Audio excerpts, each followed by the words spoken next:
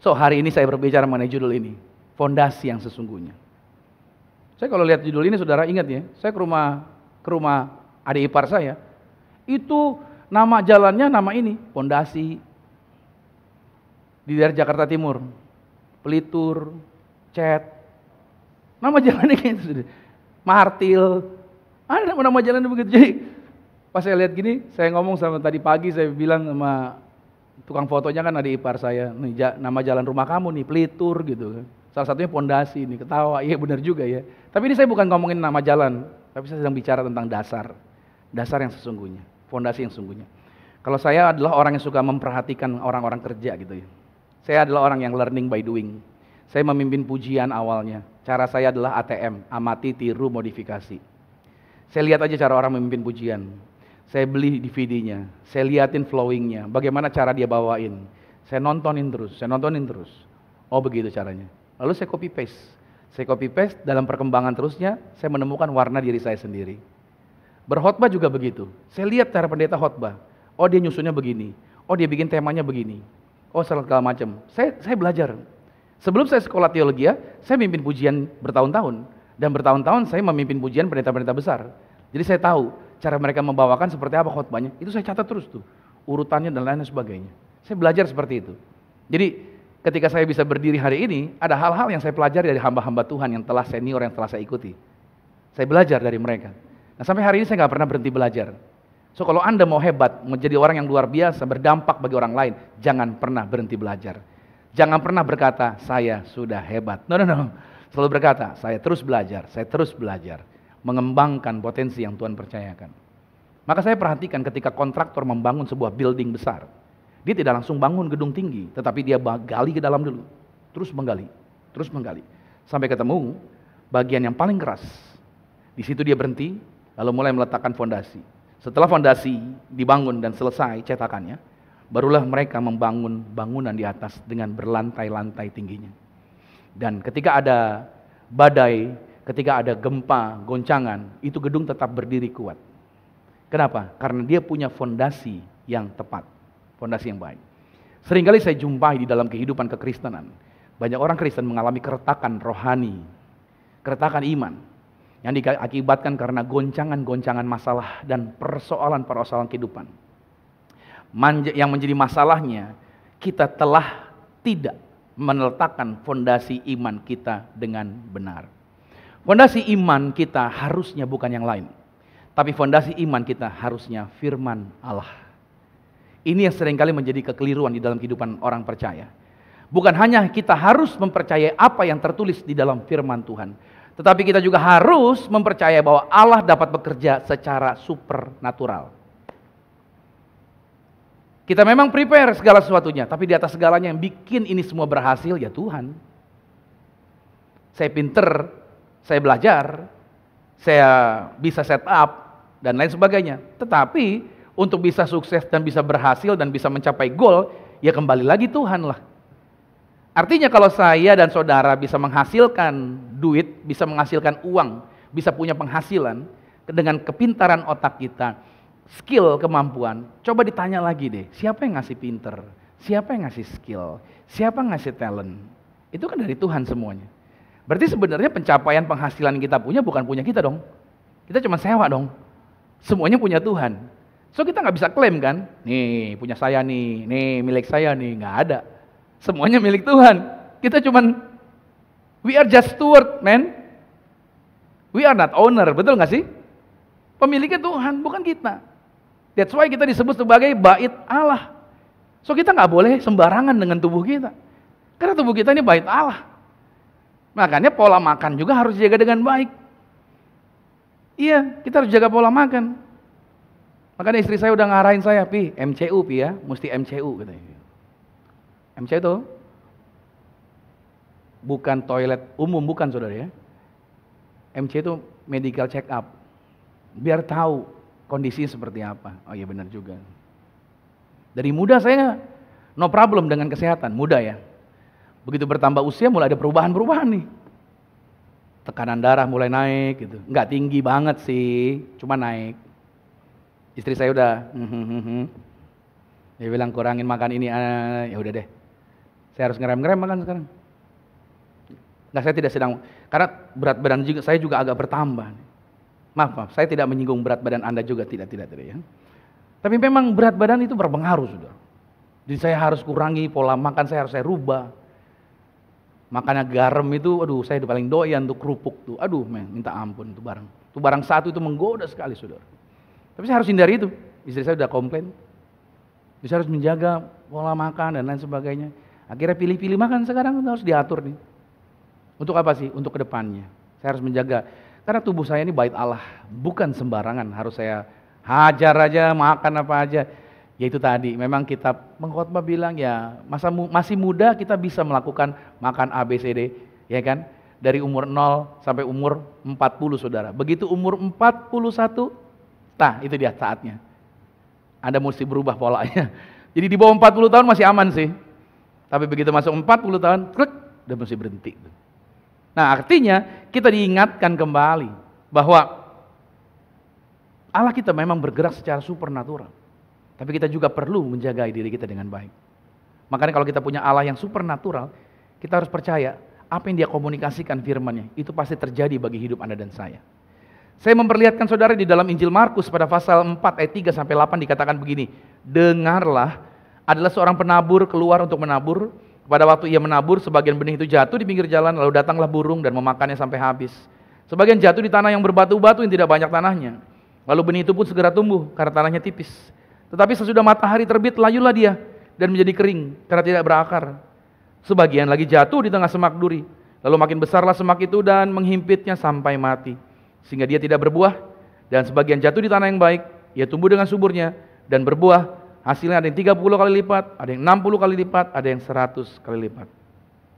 Yesus sedang memberikan penjelasan sebuah perumpamaan tentang seseorang yang pergi keluar, melemparkan benih, dia mengambil benihnya dan melemparkan benih kemana-mana. Oke. Dan mulai dari ayat yang ke-14 dari pasal 4 Markus ini sampai dengan ayat yang ke-20, Yesus menafsirkan kepada para muridnya bahwa penabur itu sedang menaburkan firman. Dalam Markus 4 ayat 14. Penabur itu sedang menaburkan apa? Firman. Berarti yang dia tabur benih, berarti benih itu adalah firman Tuhan. Jadi firman Allah adalah benih yang orang itu sedang tabur. Yesus di sini tidak sedang membicarakan bagaimana caranya menjadi petani, bukan. Di sini tidak sedang dijelaskan itu. Tapi Yesus sedang menjelaskan bagaimana benih itu dapat tumbuh. Gitulah. Cara tumbuh. Di sini berarti Tuhan sedang memakai sebuah ilustrasi alami dan ilustrasi yang tidak asing. Ilustrasi yang sebenarnya jelas bagi setiap orang untuk memperhatikan. Dengan benih, pertumbuhan, itu berbicara mengenai cara kerja kerajaan Allah. Jadi Yesus sedang memberikan contoh ilustrasi mengenai cara kerjanya kerajaan Allah. Saya percaya setiap kita berdoa kan sama Tuhan, mengharapkan jawaban dari Tuhan, berarti kita harus tahu cara kerja kerajaan Allah untuk bergerak dan bekerja di dalam kehidupan Anda dan saya. Matius 4 ayat 26 kata Yesus begini. Beginilah hal kerajaan Allah itu. Ini cara kerjanya. Seumpama orang yang menaburkan benih di tanah. Sistem yang ada di bawah kolong langit, yang ada di dunia ini, di alam natural ini adalah begini saudara. Anda tidak dapat menumbuhkan apapun tanpa benih. Catat baik. Kita nggak bisa panen apapun kalau kita nggak pernah tabur benih. Segala sesuatu bertumbuh berasal dari benih. Sama halnya juga dengan kerajaan Allah. Segala sesuatunya datang dari firman Allah yang tadi sudah kita katakan adalah benih. Firman Allah adalah benih. Jadi kerajaan Allah itu bergerak berdasarkan benih. Jadi ketika benihnya ditabur, maka akan ada penuaian. Maka akan ada panen, itu yang akan terjadi. Sebuah cerita, ada seorang petani nangis di depan ladangnya. Dan seseorang lewat dan bertanya, kenapa menangis Pak Petani? Pak Petani menjawab, saya tahun ini tidak bisa menuai. Saya tidak akan bisa memanen di ladang saya, tidak ada hasil panen. Ditanya lagi oleh orang tersebut, apa yang Pak Petani sudah tanam benihnya di sini? Pak Petaninya bilang apa? Saya tidak tabur apa-apa, saya tidak tanam apa-apa. Jadi, saya tidak berkasih benih apa-apa. Oh, orang itu bilang lagi, Anda harus tabur benih dulu, baru Anda akan bisa memanen. Si petani bilang, tapi saya nggak mau menabur, saya pengennya panen aja, gitu. Menurut saudara, Kira-kira petani model apakah ini? Halo? Petani kalau bahasa Ibraninya sosenongana. Itu dia. Artinya apa? Itu petani gila, saudara. Iya kan? Mana ada lu panen, kamu bisa memanen sesuatu yang tidak kamu tabur. Teman saya datang dari Lampung bawa kopi, biji. Dia bawa kopi, kasih saya. Itu kopi kan nggak serta-merta muncul kalau nggak ada yang ditabur dulu, bener nggak sih? Berarti ada yang telah ditanam dengan memakan waktu yang cukup panjang, dengan disemai dan lain sebagainya, sehingga tampillah biji kopi tersebut. Dan biji kopi itu dibawa ke sini ada. Nanti saya mau tes. Saya memang pencinta kopi, tapi saya mau tes coba di rumah, terasa seperti apa. Seringkali saudara yang dikasih Tuhan, ini mirip dengan kita dalam bidang kerohanian. Seringkali orang bertanya sama saya, pendeta kok saya hidupnya gini-gini aja ya, kok saya nggak ada hasil ya, kok saya nggak ada perkembangan ya, kok saya nggak ada perubahan ya, belum tampak apa-apa. Itu yang terjadi. Apakah mungkin Anda sedang berusaha untuk mendapatkan mujizat dari Tuhan? Selama ini mungkin Anda berdoa. Mungkin Anda yang mengikuti live streaming ini sedang bertanya, kok saya belum mendapatkan mujizat ya Tuhan? Pertanyaannya begini, saya balikin, sudahkah Anda mengambil benih firman, merenungkannya, dan menanamkan benihnya dalam hati Anda? Itu saya tanyain lagi. Karena segala sesuatu tidak ada panen tanpa benih. Pertanyaannya, kalau pengen mujizat, cara kerja kerajaan Allah, ambil dulu benihnya, tanam di dalam dirimu. Lalu, sudahkah Anda mengambil benih firman Tuhan, yaitu janji yang berisi janji-janji dari Tuhan, yang dapat memberikan Anda iman untuk menerima mujizat tersebut, dan Anda menanamkannya di dalam hati Anda. Ingat saudara, firman Tuhan itu berisi janji-janji Tuhan yang membawa iman kepada saudara. Roma pada pasal 10 ayat 17 berkata, jadi iman timbul dari pendengaran dan pendengaran oleh firman Kristus. Dari teks ayat ini lihat, tidak mungkin seseorang beriman tanpa firman. Jadi kalau orang nggak pernah mengambil firman, menabur dalam dirinya, bagaimana mungkin dia bisa beriman? Iman itu bukan karena saya percaya. Tidak. Itu suges. Beda dengan iman. Iman itu datang, ayatnya mengatakan, dari baca firman. Anda punya masalah ketika baca firman, percaya sama saya, masalahmu nggak selesai. Nggak selesai. Bukan berarti ketika Anda baca firman, masalahmu beres, enggak. Tapi ketika Anda membaca firman, keyakinan Anda dibuat muncul oleh firman Tuhan tersebut, sehingga Anda meyakini bahwa masalah-masalah yang kamu hadapi adalah masalah biasa yang tidak pernah melebihi kekuatan Anda. Dan Allah memberikan jalan keluar untuk Anda menghadapinya. Yang menghadapi bukan Tuhan, yang menghadapi ya harus kita. Pada waktu saya harus dealing dengan gedung ini, saya diingatin sama teman saya, yang harus maju kamu, jangan nebeng sama orang. Karena kemuliaannya bukan pada orang, kemuliaannya ada pada kamu sama istri kamu. Ya wes, saya maju, saya ketemu, and then dealing. Dan tanpa backup siapapun, backup saya cuma satu, Lord Jesus. Dan saya ambil perkataan firman Tuhan, kemuliaan Tuhan ada bersama dengan saya, dan saya pasti berhasil berjalan bersama dengan Tuhan. Saya selalu pegang Pengkhotbah 3 ayat 11. Untuk segala sesuatu ada masanya, untuk segala sesuatu ada waktunya. Dan itu benar-benar terjadi, saya pegang. Makanya saya nggak ngoyo, saudara. Kalau nggak jadi hari ini, saya bilang nggak apa-apa. Waktu Tuhan tepat kok, bukan waktu saya. Ya, saya suka bodoh juga sih. Bodoh sekali-kali juga ada. Saya memaksakan waktu saya ada.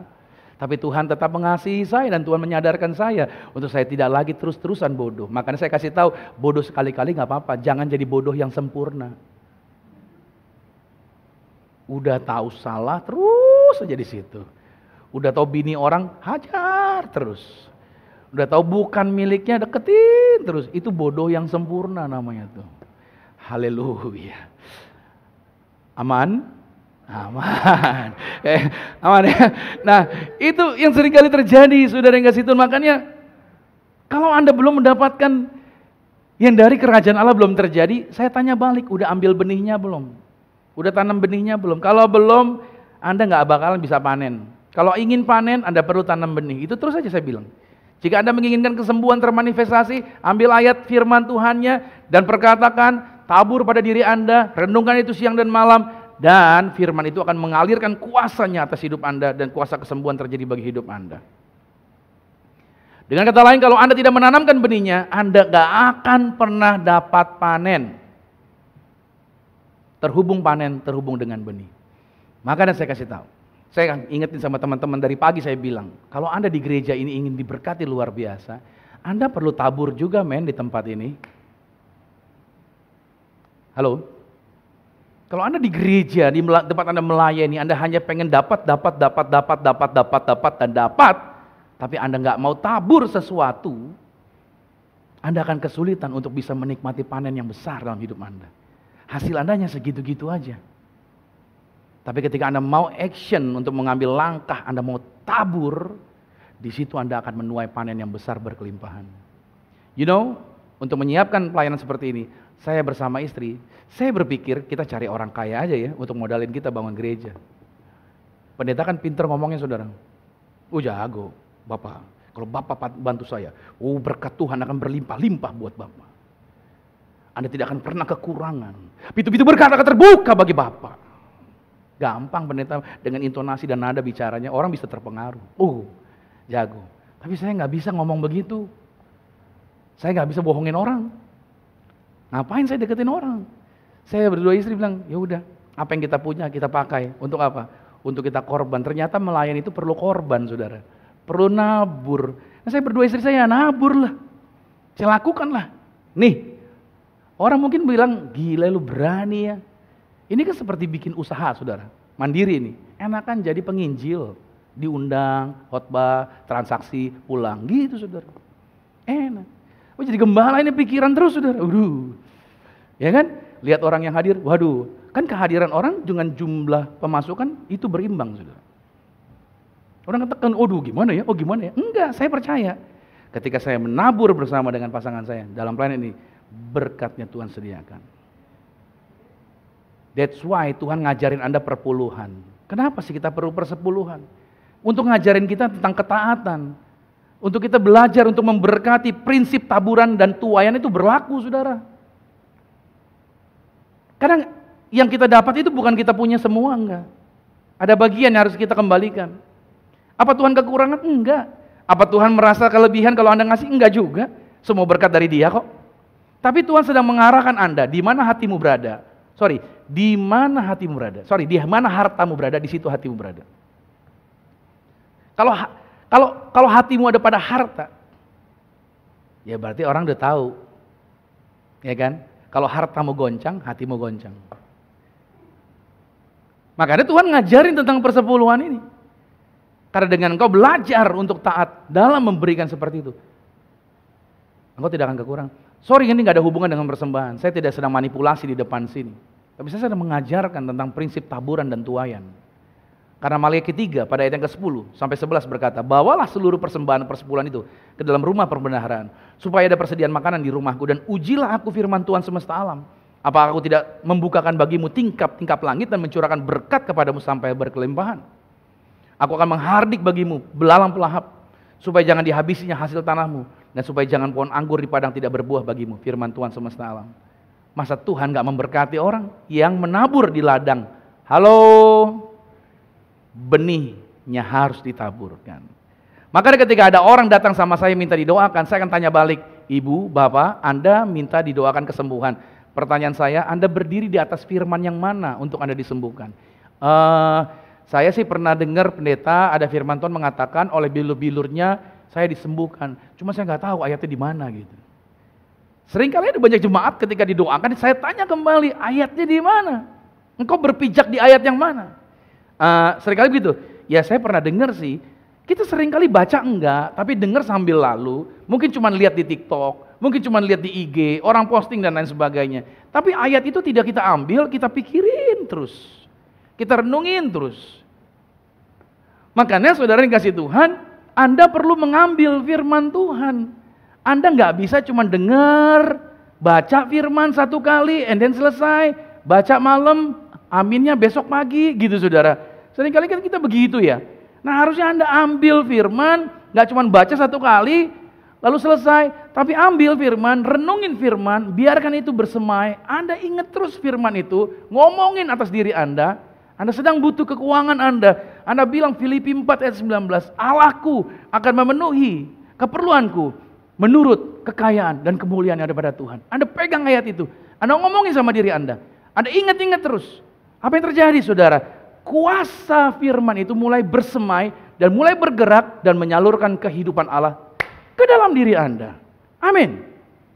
Karena saya yakin dan percaya, firman itu powerful. Firman itu berkuasa. Karena Yesus datang untuk memberikan Anda hidup dalam Yohanes 10. Firman itu adalah, pada mulanya adalah Allah. Dan firman itu bersama-sama dengan Allah. Berarti firman itu Yesus. Berarti Yohanes 10 ayat 10b berkata, Yesus datang. Firman itu datang untuk Anda dan saya. Mereka mempunyai hidup. Bukan hidup yang biasa-biasa. Tapi hidup dalam segala kelimpahan. Wow, dahsyat. Inilah yang Tuhan sediakan bagi orang yang percaya, yang ngambil firman, merenungkannya, tabur bagi dirinya.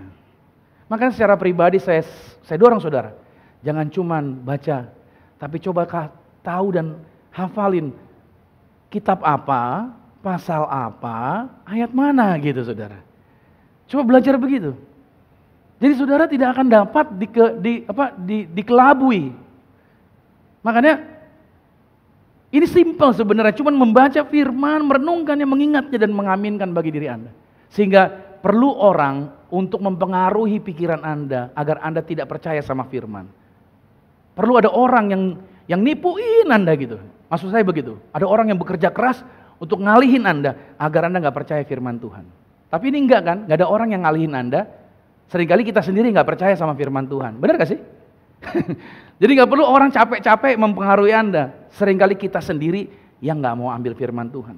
Kalau kita nggak tahu dasar ayatnya di mana, maka seringkali kita nggak menjadi orang yang cuma berkata menjadi sia-sia kata-kata kita.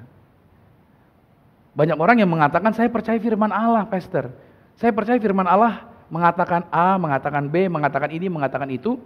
Ya kan? Banyak orang yang sejak kecil sudah diajarin, sudah tahu bahwa Alkitab adalah firman Tuhan. Mungkin sejak kecil dia jadi guru sekolah minggu kali gitu kan. Namun persoalannya, mereka nggak hidup seolah-olah mereka hidup seolah-olah Alkitab itu bukan firman Allah.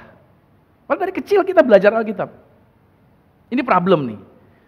Nah, jika Alkitab benar-benar sedang berbicara kepada Anda dan firman-Nya Anda terima, harusnya kita pelajari firman Tuhan itu dan menjadi sebuah perenungan. Saya jumpai Yosua menggantikan Musa, itu nggak gampang. Musa pemimpin hebat, Yosua siapa? Yosua hambanya Musa, bukan orang hebat, bukan seorang tentara, jenderal, bukan. Tapi Yosua harus menggantikan Musa. Ngeri dia. Tapi Tuhan berkata dalam Yosua 1 ayat yang ke-8, renungkan siang dan malam firman Tuhan. Saudara mungkin terbatas hidup Anda merasa terbatas. Mazmur 1 ayat 2 juga mengatakan, renungkan firman siang dan malam. Keterbatasan Anda tidak akan menghalangi kuasa Allah untuk bekerja bebas, bekerja luar biasa di kehidupan Anda. Amen. Allah sanggup memakai Anda dengan dahsyat luar biasa. You know, since kelas 3 SD, Tuhan sudah persiapkan sebenarnya. Kalau saya sekarang throwback ke belakang gitu saudara. Saya ikut pertandingan baca Alkitab. Kelas 3 SD, ratusan orang di gereja lama saya waktu kecil. Begitu saya naik ke podium, saya baca Mazmur 23 ayat 1 sampai 6. You know apa yang terjadi? Ini benar-benar pengalaman yang gak pernah saya lupa. Saya baca ayat itu di mata saya menjadi ayat yang luar biasa, dan saya membacanya dengan dinamika, dengan intonasi seperti orang berkhotbah. Kelas 3 SD. Jurinya 3 orang kaget, terperangah, bengong semuanya. Karena semua peserta gak ada yang begitu. Cuman saya doang. Setelah saya turun, guru saya bilang, wah kamu bagus gitu. 2 minggu kemudian pengumuman di gereja pusat, ngumpul rame ratusan orang, anak sekolah minggu. Saya berharap juara harapan 3, nggak dapat, harapan 2 ada nggak dapat, harapan 1 nggak dapat juga. Ya udah, saya ngobrol-ngobrol sama teman-teman saya. Begitu disebut juara 1, nama saya yang disebutin saudara. Teman-teman saya bilang, itu kamu. Hah, siapa? Ternyata saya juara 1. Terjadi sejak kecil saudara. Tuhan sudah persiapkan. Apakah Tuhan juga tidak memperhatikan kehidupan Anda sejak Anda kecil? Saya kira percaya setiap kita telah ditetapkan Tuhan untuk menjadi alat kemuliaan Tuhan yang luar biasa. Hanya keadaan, suasana, persoalan telah menarik kita keluar dari jalurnya Tuhan. Hari ini saya bawa Anda, yuk balik lagi. Kembali ke laptop. Artinya apa? Ayo kita balik lagi ke jalurnya Tuhan. Biarin Tuhan bikin Anda benar lagi. Amin. Ada banyak hal yang bisa kita kerjakan menjadi dampak. Karena gereja ini punya visi dan punya misi adalah apa? Membawa dampak bagi orang-orang sekitar kita. Saudara kasih Tuhan, iblis sangat takut sekali kalau Anda memahami firman. Pada waktu Anda mulai ambil Alkitab, iblis mulai lihat-lihatan, dia ambil Alkitab tuh. Pada waktu Anda buka Alkitab, iblis mulai gigit jari, aduh, dia buka Alkitab lagi gitu. Pada waktu Anda mengambil benih firman Tuhan, iblis mulai bolak-balik ke toilet, saudara. Begitu Anda mulai memperkatakan firman Tuhan, dia keringet dingin, gemeteran. Begitu Anda mengambil firman dan Anda melepaskan perkataan firman dengan percaya, lari dia terbirit-birit, saudara. You know, Jesus pada waktu dicobai di dalam Matius 4, Lukas pasal 4, apa yang terjadi? Semua pencobaan iblis dilabrak dan dilawan oleh Yesus. Yesus mengcounter dengan pernyataan, ada tertulis. Semua ada tertulis. Dan iblis undur. Artinya saya katakan, berarti ketika Yesus berkata, ada tertulis. Berarti yang dia sebutkan adalah firman Allah. Anda gak bisa menang lawan setan kalau Anda gak pakai firman Allah. Amen? So, jadikan firman Allah sebagai benih yang hidup dalam diri Anda. Karena Anda telah dilahirkan dari benihnya Tuhan. 1 Petrus 3 ayat 23. Karena kamu telah dilahirkan kembali bukan dari benih yang fana, tetapi dari benih yang tidak fana. Benihnya apa? Oleh firman Allah yang hidup dan yang kekal. Kata Yunani benih itu spora, saudara. Kata Yunani spora sama dengan kata Yunani sperma. Oke, dalam bahasa Inggrisnya sperm. Artinya begini, itu benih. Sperm itu benih. Yang punya benih itu bukan perempuan, laki-laki. Perempuan secantik sehebat apapun gak bisa punya anak. Dia gak punya benih. Yang punya benihnya itu laki-laki. Oke, paham dulu sini ya. Laki-laki sehebat apapun dia gak bisa melahirkan karena gak punya rahim. Yang punya rahim perempuan. Makanya laki-laki sama perempuan tidak bisa bersaing di dalam pernikahan, harus bekerja sama. Itu yang harus dipegang. Nah, makanya saudara bisa melihat di sini gambaran ini adalah laki-laki dengan perempuan, mereka tidak bisa bersaingan di dalam rumah tangga itu. Nah, makanya perempuan disebutnya woman. Woman. Laki-laki yang punya rahim, woman. Nah, itu perempuan, saudara. Istilahnya seperti itu. Saudara bisa lihat di sini bahwa perempuan ini bisa lahir karena ada benih. Sama dengan Anda dan saya. Benih itu firman Allah. Anda akan bisa menghasilkan hal-hal dari kerajaan Allah kalau Anda dihamili oleh firman. Jadi Anda harus dimasukkan benih. Dengan benih itu maka Anda akan menghasilkan hal-hal mujizat dari kerajaan Allah. Itu gambarannya, saudara. Makanya saya katakan sama saudara, ini penting untuk Anda ingat, Anda telah diciptakan Tuhan dengan powerful untuk melakukan hal-hal yang spektakuler. Saya beri sebuah gambar ini, saudara. Anda pernah nonton film ini?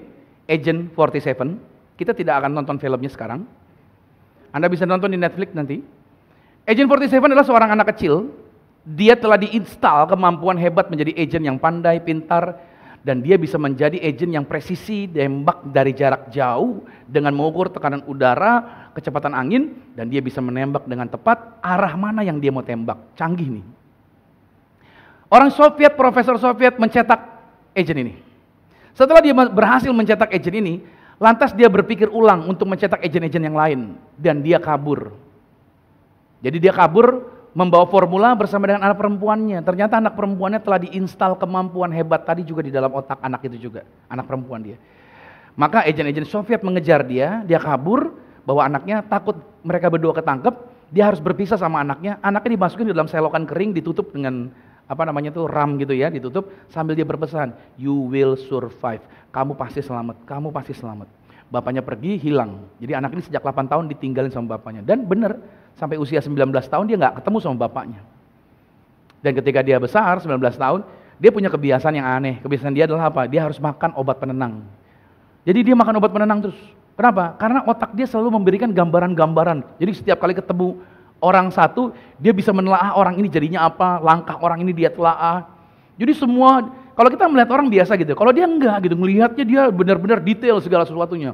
Jadi aneh di dalam pemandangan dia. Maka dia makan obat penenang, biar otaknya tenang, tidak lari sana lari sini gitu saudara. Tidak mengkalkulasi dan lain sebagainya. Oke? Setelah dia berjalannya waktu, Agent 47 nyariin dia. Dia pikir dia akan dibunuh. Nggak taunya setelah ketemu, Agent 47 ngejelasin siapa dia, siapa kamu. Dan ketika dia melihat ada obat penenang yang dia makan, Agent 47 bilang gini, selama you makan ini, kemampuan ekstra, kemampuan hebat yang ada di dalam diri kamu itu tidak muncul ke permukaan. Tapi saya bingung lihat orang begini-gini segala macam. Itu bukan kebingungan, itu justru kehebatan kamu. Kamu tuh lebih hebat dari saya. Dan terbukti wanita ini saudara, dia bisa mengkalkulasi langkah orang di langkah keberapa, di detik keberapa untuk memberikan tembakan yang tepat sehingga mengenai orang itu. Dahsyat. Dia bisa hitung dengan hebatnya. Si Agent 47 bilang, canggihan kamu daripada saya sebenarnya. Tapi itu semuanya terhalang, tidak muncul ke permukaan gara-gara dia minum obat penenang. Seringkali juga banyak anak-anak Tuhan, kenapa kehebatan yang luar biasa di dalam diri mereka tidak muncul ke permukaan? Karena itu tadi mereka makan obat penenang. Obat penenang adalah apa? Dosa. Setiap kali orang terus mau hidup dalam dosa, mau hidup dalam kecemaran, maka potensi hebat yang Tuhan telah install, kita ini imago Dei, diciptakan segambar seperti Allah, itu nggak muncul ke permukaan saudara. Mungkin dia punya skill, tapi skillnya akhirnya membuat dia kacau juga. Nah, kita merasa seperti perempuan tadi, dia nggak normal dengan kemampuan-kemampuan tadi, makanya dia makan obat penenang. Kita juga sering kali dunia berkata, lu nggak normal bro, kalau lu hidup kudus bro, lu nggak normal bro, kalau lu hidup bener bro. Yang normal begini. Nah, suka sama siapa? Jalanin aja gitu, have fun gitu loh, ya nggak? Lu nipu sana sini nggak apa-apa gitu kan, nggak perlu merit lah, tinggal bareng no problem lah dan lain sebagainya. Itu adalah hal yang normal bagi dunia. Dan kita dituding bahwa kita nggak normal kalau kita hidup kudus. Kalau kita hidup benar, kita nggak normal dibilangnya. Itulah sebabnya kenapa hal-hal besar yang ada di dalam diri kita nggak muncul ke permukaan. Karena kita telah makan obat penenang, kita mengizinkan hal-hal yang cemar untuk terus terjadi dalam kehidupan kita. Yang perlu kita lakukan adalah apa? Buang obat penenangnya. Amin. Gak mau lagi saya melakukan yang salah. Gak mau lagi saya melakukan yang gak benar. Saya harus melakukan yang benar. Begitu Anda berkomitmen seperti itu, Anda sedang mengambil benih untuk ditabur pada diri Anda. Maka Anda akan melihat hal-hal hebat akan terjadi bagi hidup Anda. Sistem kerajaan Allah akan mengalir dan itu terjadi bagi hidup saudara. Wow, amin. Makanya saya suka jumpai. Kenapa banyak ateis di dalam dunia ini? Problemnya adalah banyak gara-gara orang Kristen. Makanya sebuah tulisan yang saya kutip, penyebab tunggal terbesar ateis di dunia ini, penyebab tunggal adalah orang Kristen. Kenapa? Karena orang Kristen mengakui Yesus dengan mulut mereka, tetapi mereka berjalan keluar pintu dan menyangkal Yesus dengan gaya hidup mereka. Munafik. Mereka ngomong percaya Yesus, tapi dalam kelakuan mereka, wah, seringkali banyak orang yang jadinya, ngapain percaya Tuhan, tuh yang Kristennya begitu. Mahatma Gandhi gak mau jadi Kristen, kenapa? Begitu dia mau masuk Kristen, Usher orang bule bilang, sorry, you cannot enter, white only, gitu. Dia nggak putih. So dia bilang gini, I like your Jesus, but I don't like your Christianity. Your Jesus juga nggak putih, kata dia gitu. Your Jesus orang Timur Tengah yang kulitnya tidak putih. Dan saya sepakat, saya bersyukur sekali, Yesus dari Timur Tengah, kulitnya mirip-mirip saya begini sudah, so matang. Saya pikir Yesus bule seperti yang digambar, ternyata salah saudara. Setelah saya uji dan saya selidiki, ternyata Yesus orang Timur Tengah, warna kulitnya sama kayak kita begini bro. Wah, saya bilang terima kasih Tuhan Yesus. Saya sama seperti Yesus, gitu saudara. Jadi kita malahan bersyukur, karena Yesus bukan orang bule saudara. Analoginya begini, kalau Yesus bayinya bule, dikejar-kejar sama Herodes. Herodes punya agent yang ngejar-ngejar karena dia kabur, Yusuf bawa bersama Maria, bawa ke Mesir. Percaya deh, kalau bayinya bule di tengah-tengah orang Mesir mesti ketahuan. Gampang agentnya bilang, mbak, ngelihat bayi bule nggak di sini gitu. Bayi bule di tengah-tengah orang Timur Tengah mesti gampang dicari bro. Benar nggak sih? Iya. Tapi enggak, karena Yesus dari Timur Tengah yang mirip-mirip dengan kebanyakan orang Timur Tengah. Jadi susah dicari dan nggak dapet. Istilahnya seperti itu, secara analoginya saudara. Saya sekolah teologi dan saya dapati bagaimana dirangkai ulang wajah Yesus seperti apa sih dari tulang tengkorak manusia Timur Tengah abad pertama. Dibentuklah, diulang, oh iya, seperti ini Yesus. Dan benar-benar dirangkai ulang. Nah, dari sini saya mengatakan kepada saudara bahwa penting sekali untuk kita mengingat. Kita harus menjadi orang Kristen yang bukan sekedar mengaku Yesus, tapi kita juga harus gaya hidup kita juga sama seperti Yesus. Benih firman Allah yang kita ambil itu menjadi gaya hidup di dalam kehidupan kita. Mungkin ada orang berkata, saya nggak usah baca Alkitab deh pastor, saya datangin pastor aja, pastor yang doain pakai imannya pastor. Bisa nggak terjadi mujizat? Bisa. Saya bisa berdoa buat Anda, tapi Anda tidak didesain untuk pengalaman orang lain dengan bergantung sama iman orang. Imanmu mesti iman personal dengan Tuhan. Kan Anda nggak bisa setiap hari ketemu saya, saudara. Betul nggak sih? Pendeta juga banyak kerjaannya. Saya nggak 24 jam teleponnya. Anda telepon tengah malam, belum tentu saya angkat. Percaya deh. Makanya saya kasih tahu sama saudara, Anda mesti bergantung sama Tuhan. Ayat ini mengatakan, Efesus 4 ayat 11-12, dikit lagi ya. Dan ialah yang memberikan baik rasul-rasul maupun nabi-nabi, baik pemberita-berita Injil, maupun gembala-gembala dan pengajar-pengajar, untuk memperlengkapi orang-orang kudus bagi pekerjaan pelayanan, bagi pembangunan tubuh Kristus. Lihat, orang-orang kudus ini siapa aja? Para rasul, para nabi, para penginjil, para gembala, para pengajar. Ini ada 5. Mereka ini dipersiapkan Tuhan untuk menjadi apa? Untuk memperlengkapi orang-orang kudusnya Tuhan, sehingga mereka bisa melayani Tuhan, menyempurnakan dan mendewasakan orang-orang kudus. Tapi tidak baik kalau Anda bergantung sama mereka. Anda nggak boleh bergantung sama mereka. Anda datang kepada mereka untuk apa? Untuk ditolong, untuk dikasih tahu, untuk didewasakan. Sehingga pada akhirnya saudara bisa mandiri dan bergantung dan percaya kepada Tuhan dengan pengalaman iman saudara sendiri. Amin. Makanya pada ayatnya yang ke-16, daripadanya lah seluruh tubuh yang rapi tersusun dan diikat menjadi satu oleh pelayanan semua bagiannya, sesuai dengan kadar pekerjaan tiap-tiap anggota. Lihat, menerima apa? Pertumbuhannya dan membangun dirinya dalam kasih. Pertumbuhan. Jadi Tuhan pengen saudara mengalami pertumbuhan secara pribadi, secara personal. Bukan bergantung dengan iman gembala, bukan bergantung dengan iman penginjil, bukan bergantung dengan iman rasul, atau imannya nabi, atau iman seorang pengajar, seorang guru. Jadi dari sini Tuhan ingin agar saudara benar-benar bergantung kepada Tuhan secara personal dengan Dia. Percaya janji Tuhan. Para pemimpin itu tadi hadir untuk membantu Anda dan mengajarkan Anda firman Allah seperti saya mengajarkan kepada Anda. So hari ini Anda harusnya pulang dengan sebuah keyakinan yang berbeda. Bahwa Anda percaya roh di dalam diri Anda lebih besar daripada roh dalam dunia ini. Jadi mulai hari ini, jangan lagi kejar-kejarin pendeta.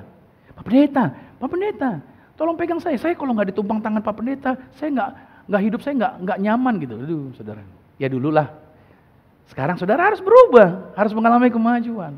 Ada amin. Jangan kejar-kejarin saya lagi.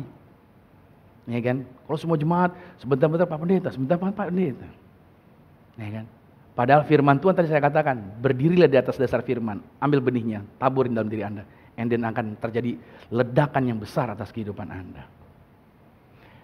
Saya akan closing dengan Matius 8 ayat 10 tentang iman perwira Romawi, yang mana perwira Romawi ini saudara, dia berkata sama Yesus, hambanya di rumah sedang sakit, dan Yesus berkata, saya langsung ke rumah kamu, tapi perwira ini berkata, jangan, cukup perkatakan sepatah kata saja, saya pulang, saya percaya hamba saya sembuh. Wah, Yesus bilang begini, Yesus kagum saudara. Alkitab mencatat cuma 2 kali Yesus kagum, salah satunya ini. Yesus kagum dengan iman perwira ini. Even my discipleship tidak seperti kamu imannya gitu loh. Murid-muridnya dia aja gak seperti iman perwira ini. Begitu Yesus ditangkap kabur semuanya, benar gak? Tapi murid-murid Yesus ketakutan, tapi iman perwira ini luar biasa, dia percaya otoritas perkataan. Hari ini ambil saudara, otoritas firman bagi hidup Anda. Bawa pulang, perkatakan itu bagi hidup Anda. Pikirin, renungin siang dan malam. Dan itu akan mengalirkan kuasa yang besar atas hidup Anda. Dan membuat Anda berhasil dalam hidup Anda. Sistem kerajaan Allah bergerak dan menjangkau, mengubahkan hidup Anda. Saya berdoa sore hari ini, sore yang diberkati bagi hidup Anda. Siapa yang diberkati boleh lambaikan tangan saudara. Kasih tepuk tangan yang meriah bagi Tuhan kita Yesus Kristus. Mari kita hampiri Tuhan, mari kita datang pada Tuhan.